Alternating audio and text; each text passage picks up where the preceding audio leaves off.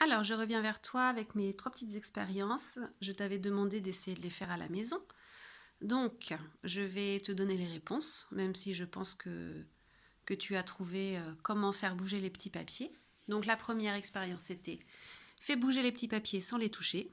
Donc là, il suffit simplement de souffler dessus. Ce qui sort de ta bouche, c'est ce qu'on appelle de l'air.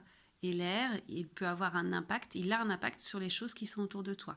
Donc là, il a un impact sur les petits papiers. Il permet de les faire bouger. Les papiers s'envolent. Ici, c'était fait bouger les petits papiers avec un livre, à l'aide d'un livre, pardon. Mais le livre ne doit pas toucher les petits papiers. Eh bien, tu prends le livre, donc je pense que tu as trouvé, et tu t'en sers comme un éventail.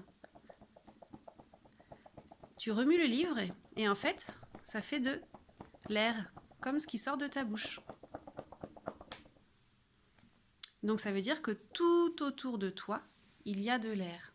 Mais tu ne le vois pas. Mais il est là. Et enfin, c'était fait des bulles dans l'eau avec la paille. Et bien là, tu prends la paille et tu souffles.